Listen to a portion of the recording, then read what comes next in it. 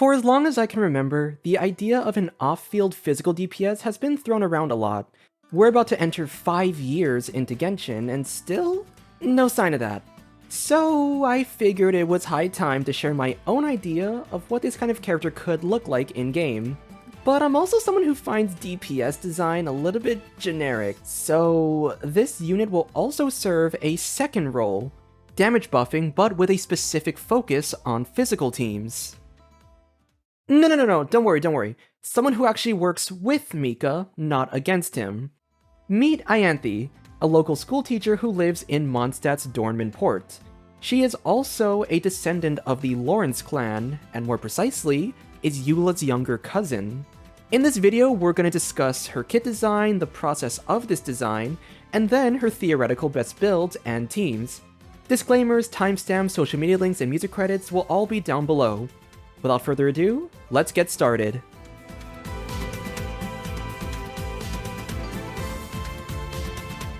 Starting off with Ianthe's general stats, she's going to be an Electro Catalyst user.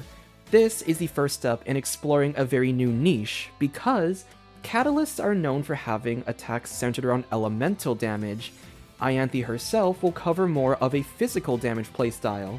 Her Ascension stat is going to be 24% attack bonus, and I chose this because some of her expected teams don't always have good attack bonuses, so this just helps elevate her own damage floor even if you don't have those external buffs. Moving on to her kit, Ianthe's normal attacks will have a 3-hit combo of electro damage. Her charge attack will be a single hit of physical damage. It's kind of a special attack that's a unique visual, and once again, expands on the idea of physical damage on a catalyst. I did consider making the visual of her physical charge attack be yeeting a book at the enemy, but she's a very gentle and soft-spoken character, so it feels a little bit out of place.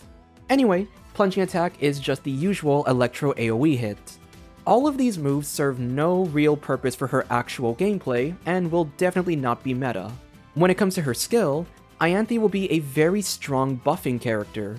Upon casting, she will deal an instance of electro damage and activate the Gloom Rose effect for all party members. She'll generate 5 particles when the skill hits. Gloom Rose increases the party's base damage depending on the amount of energy the party consumes throughout its duration. When consumed energy reaches specific thresholds, Gloom Rose will unlock different types of base damage bonuses for the party. So, level 1 is the base level that unlocks on casting, and this level will start buffing physical damage. If the party consumes at least 160 energy, the team will start getting an electro and cryo damage bonus.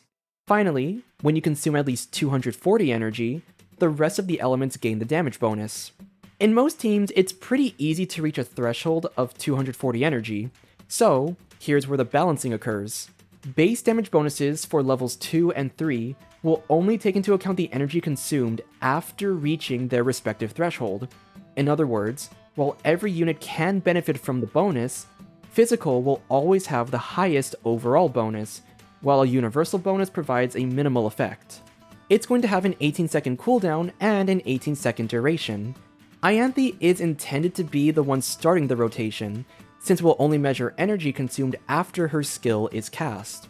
This also means it's necessary for her to do a skill burst combo to ensure her own burst contributes energy to the skill. All damage bonus numbers I'm presenting here are not official values, but I want to show you an example to better explain the mechanic. Let's say you're running a team consisting of Freminet, Xingqiu, Ianthe, and Fischl. With this particular team, after completing the rotation, you'll have consumed a total of 290 points of energy. Hi, post-editing Spider here. You might be wondering why the burst cost amount is wrong. Or maybe you didn't notice, I don't know. For context, I initially had the lineup for this example be Freminet, Xingqiu, Ianthe, Mika, and I kind of forgot to change the burst cost when I switched Mika out for Fischl. So we're just gonna pretend that Fischl has a 70 burst cost, okay? It, I don't. I'm so bad at like explaining stuff without like a script in front of me. Yeah. Context there. I'm gonna stop the recording now. Let's assume every point grants like 5 base damage bonus. Physical has a threshold of 0, so every point of energy contributes. This increases all physical damage bonus by 1450. Cryo and Electro will only start stacking the damage bonus after 160, so 290 energy minus 160 is 130. 130 times 5 is 650 bonus damage, specifically to Electro and Cryo. Now, when we get to the damage bonus for the other elements, this is a 240 threshold. 290 minus 240 equals 50, and this means the rest of the bonus equates to around 250 base damage bonus. In terms of what gets buffed, Freminet and Ianthe's physical damage hits are increased by 450, Freminet's cryo damage as well as Fischl and Ianthe's electro damage is increased by 650, and then Xingqiu, the only character who deals hydro damage, will get a base damage bonus of 250 on its hydro swords. The goal here is to give Ianthe some flexibility outside of physical-based teams, but I wanted to ensure that she retains a proper niche within this kind of roster. You want to run her with teams containing higher burst costs, because doing so improves her buffing potential. The best part is, teams who specialize in physical damage already have higher energy costs, being around 280 to 300 on average. In regards to the cryo and electro units, while Ianthe is a viable buffing option, she shines in these physical teams. You wouldn't bring her specifically to buff an elemental hyper carry, but her skill helps benefit the damage output of your other off-fielders. In a physical focused team, you may not have access to things like freeze and melt or quicken and bloom, so Ianthe's buff can make up for that personal damage loss on those units. Moving on to her burst, it's simple but powerful. She'll deal a single instance of AoE electro damage. After that, every 0.5 seconds, paper gliders will fly out to deal physical damage to a single enemy. Every 1.5 seconds, a smaller glider flies out, dealing an additional, but weaker, instance of electro damage. ITD is 3 seconds, so this means every other electro glider is going to apply the element. The burst will last for 18 seconds.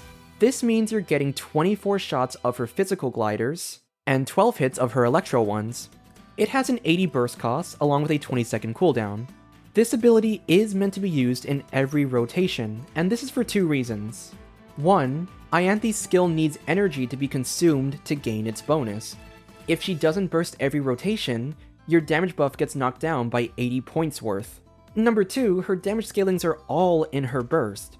Her skill purely scales on talent level and team energy consumption. It does not benefit from ER, attack, crit, etc. And her kit is still designed around physical damage output. Her burst is a massive source of the team's damage and possible electro application. You are losing a chunk of damage simply by not bursting. So, absolutely build her to burst every rotation before you focus on her damage. Moving on to her A1 passive, while Ianthe is off-field, she increases her own physical damage based on 20% of the active character's physical damage bonus.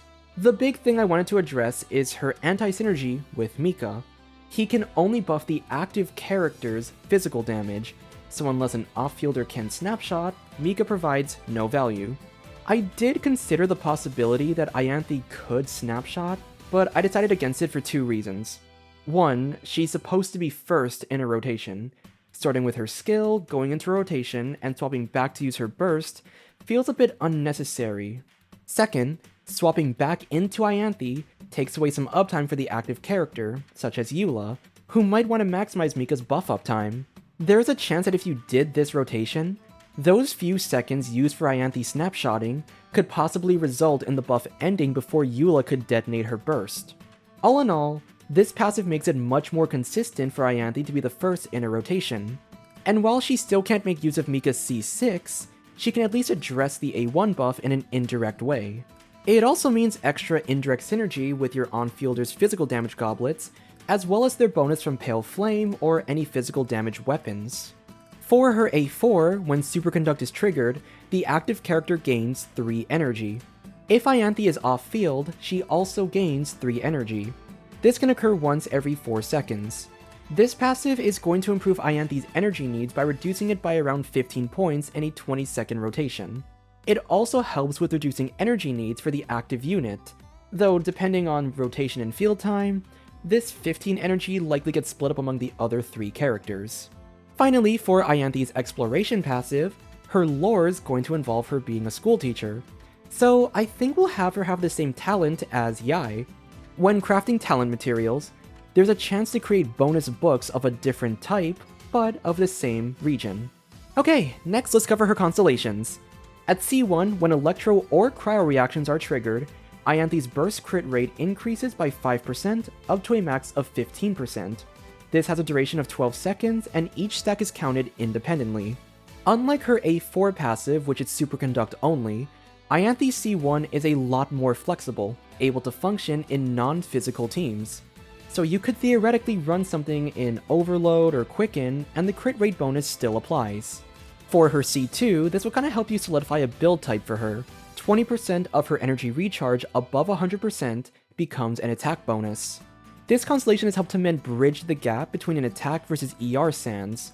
This doesn't close the gap, so an attack sans will still provide a higher damage output. But Ianthe's teams can get pretty ER hungry, especially in solo electro. So if you have to run ER, you can rest assured she has some boosts in her damage. At C3, her burst increases by 3 levels. This just helps her personal damage a bit better. Ianthe's C4 will be the following.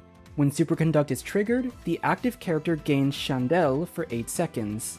All base damage gains a multiplicative bonus scaling with 10% of Ianthe's ER stat, above 100%. Since it's a base damage multiplier and a passive ability, I try to keep the numbers relatively low. Still, base damage multiplicative bonuses are super strong, since it just increases that character's damage by whatever number you have. So if the bonus is a 12% multiplicative bonus, that's just straight up 12% more damage. No need to calculate any special numbers. C5 increases her skill level by 3. This means more damage buffing per energy point consumed for her Gloom Rose effect. Finally, at C6, for every tier of Gloom Rose obtained during the burst duration, Ianthe's burst crit damage increases by 12%. This effect can stack up to 3 times. Her main gameplay centers around high burst cost teams and hitting level 3 Gloom Rose already. This constellation just adds some extra icing to the cake when you achieve these levels. For this section of the design overview, I'll focus on the gameplay aspects that shape certain mechanics, intended builds, and design decisions. There are lore-related design decisions, which I will also share. To summarize the idea, I had 2 main goals. The first was, obviously, making a physical off-fielder.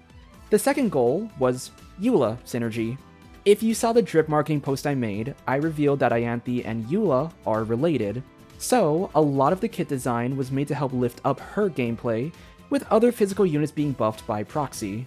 I wanted to ensure that her utility wouldn't overlap with Mika, since I actually want the two to serve as a powerful physical support duo. So that meant no buffs for physical damage percent, attack speed, healing, and physical crit damage. Playing around with some ideas, I had the idea of a superconduct buffer in mind. She initially had EM scaling with her physical damage, but would also increase superconduct damage based on her EM. But there's a lot you can do with that kind of kit, so I figured it was better off kept as its own design that I could flesh out in the future. I also considered an Electro Shielder, but that was a bit counterintuitive with Mika healing, because why would you need a healer if your on-fielder doesn't take damage in the first place? In the end, I decided to go with base damage buffing, and this was actually a pretty decent synergy with Mika. Base damage helps with some of the lower scalings, so in Eula's case, her autos benefit more from Ianthe's base damage bonus, while her Nuke of a Burst benefits more from Mika's damage percent bonus. On top of that, base damage bonuses benefit from damage percent, so Ianthe's base damage will get further enhanced by Mika. And finally, there was the Gloom Rose effect. Ianthe is Electro, which has close ties to energy. I already knew she would have some kind of energy regen passive somewhere because some of Eula's teams have that issue, so further diving into an energy niche wouldn't be that out of pocket. We also have a few units who have ER scaling, and Ianthe's no different. But for Gloom Rose, I took a page out of Raiden's skill. She provides a damage bonus based on each unit's burst cost, which incentivizes running high burst cost units. My idea expanded on that by incentivizing high burst cost teams, and incentivizing running rotations where bursts are always being cast in a rotation. Ianthe definitely has an ER scaling incentive, but she's also not supposed to be this unit where you pool everything into ER. She still wants attack and she still wants crit, so I tried designing her with more balancing. Build her with enough ER to comfortably burst on any team, and if that stat exceeds that threshold, the ER scaling on her C2 and C4 will still be utilized as extra utility. The bonuses are small enough to where you shouldn't feel forced to build ER everywhere, but at the same time, extra ER doesn't feel like wasted stats. In terms of lore stuff, here's what I got. The Gloom Rose term from her skill is also tied to her connections to Eula. When you break it down, you get Gloom and Rose. Gloom is often tied to themes of darkness or shadows or sorrow. Rose is a flower, but it's also a past tense verb for something rising. If we look at some of the rough opposite wordplay, then the opposite of Gloom Rose is Lightfall, as in the Lightfall sword in Eula's burst. I'm proud of how I made this wordplay. Can you tell I'm proud of this wordplay? For some of her personal lore, Ianthe is a school teacher, and so, coming up with ideas for attacks led me to the visuals of a paper airplane. Technically, Genshin doesn't have planes, which is why we refer to these as paper gliders instead. On top of that, her damage buff for the team centers around base damage buffing. Her teaching level is primary or elementary, and at this level, teachers generally focus on building a student's foundational skills. Her being a base damage buffer is improving on the foundational damage of her team. To be honest though, I didn't design her around this idea, but it was really cool when I realized the unintentional connection down the line. Now, let's start with her best builds. Since her buffing potential is based around her team's energy costs, Ianthe's build will center around her personal damage. Her Goblet and Circlet are simple physical damage and crit pieces. Now, on the Sands, you're likely going to run something like ER to ensure her burst can be active. Her range will vary depending on the team, but more commonly, we're looking at an average of 200 to 220% ER. Outliers go as low as 170 and as high as 250. But if you get a ton of ER from other sources, such as your substat or weapon, attack sands will provide higher personal damage. Now for sets, her main option is going to be Emblem. It has an ER 2-piece effect to help with some of the scalings and her burst, and since her damage source is burst damage, the 4-piece effect will be very useful. Noblesse is her second best option, since she can use the 2-piece burst damage effect, while the 4-piece gives your team a nice attack bonus. With that being said, you might have a Noblesse user already, so the effects wouldn't stack. If you're fine with lower investment, Exile is a decent choice for ensuring she and the team get energy needs addressed. Ianthe makes use of the 2-piece effect, while the team benefits from the 4-piece. Scholar can be useful to address her own energy needs, seeing as she is a Catalyst user.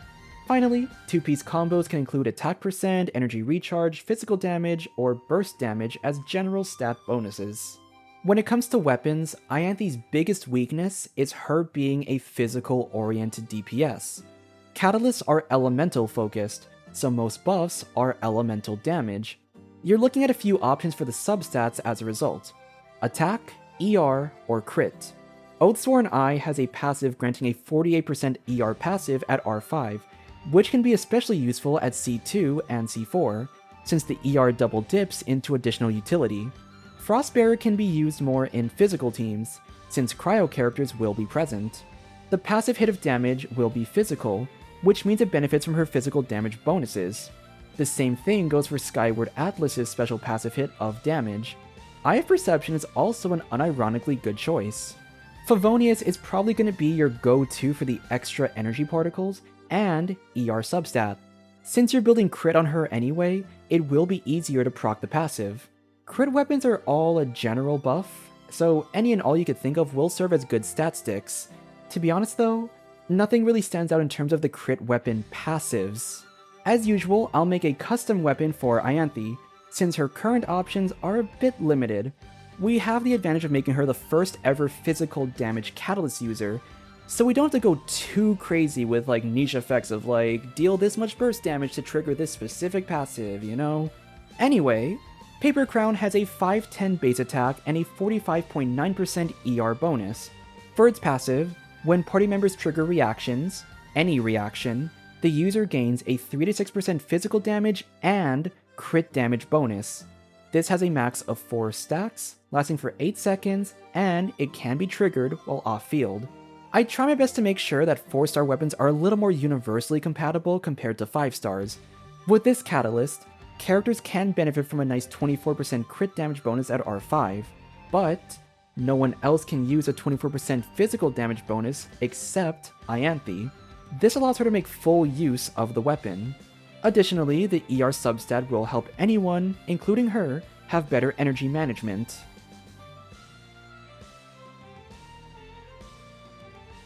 Finally, let's talk about her team synergies. As we can tell from her kit, she has major synergies in physical-based teams, with minor synergy in teams with cryo or electro units. To think of it in a different way, her abilities are like a pseudo Shenhe cryo buffer, or a pseudo Quicken electro buffer. It's not supposed to replace these buffs, but in a superconduct team where cryo and electro damage gets nerfed quite a bit, Ianthe's buff helps boost their output, even if just by a little bit.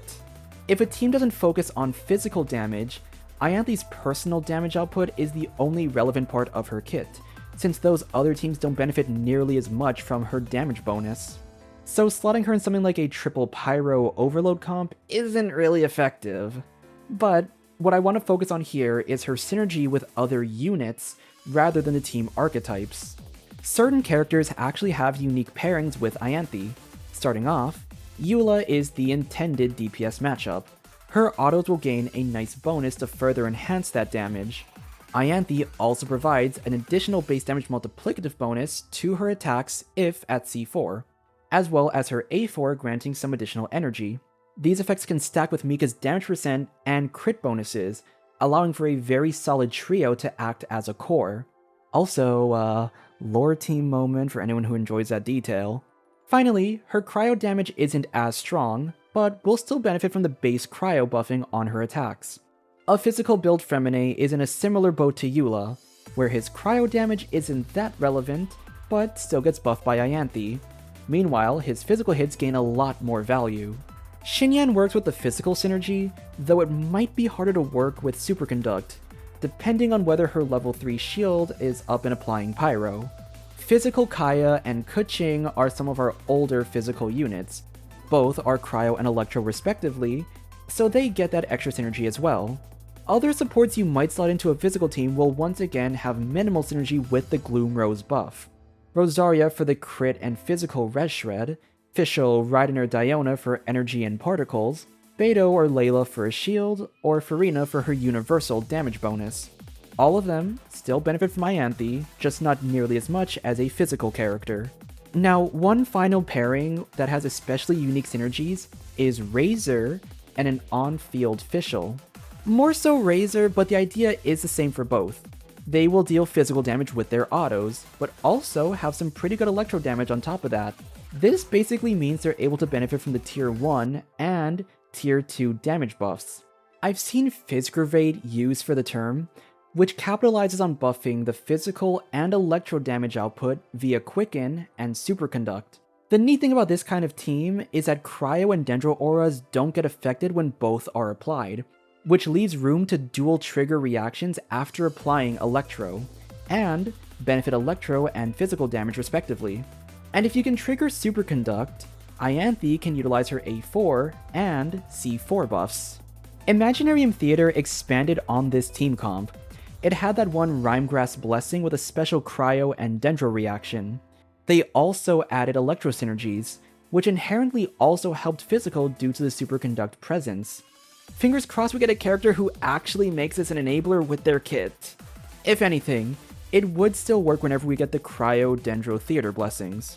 All this to say, Ianthe's synergy with Dendro isn't about her ability to capitalize on Quicken. With how the auras work, she branches out to still function 100% as expected in those niche Rhymegrass or Physgravate teams. And that's still a fun idea to play around. With all that being said, that's going to do it for this video. Ianthe's kit has been something in the making for quite some time. The idea of an off-field physical DPS is still something we have yet to see, and obviously since Eula's a physical unit as well as one of my favorite characters, I thought it would be a nice addition to have her be some sort of physical buffer. This isn't going to be it for Ianthe's content though. If you haven't seen it already, I posted a lore short for her, titled A Glider's Way Home. It's one of my biggest creative pieces ever, and every amount of support towards the project and the amazing voices behind it are greatly appreciated. If you enjoyed, consider leaving a like and subscribe to support the channel. Let me know in the comments what you liked about Ianthe's kit, what you might change, and any other ideas you might have. Thank you again for watching everyone, and I will see you all next time. Bye!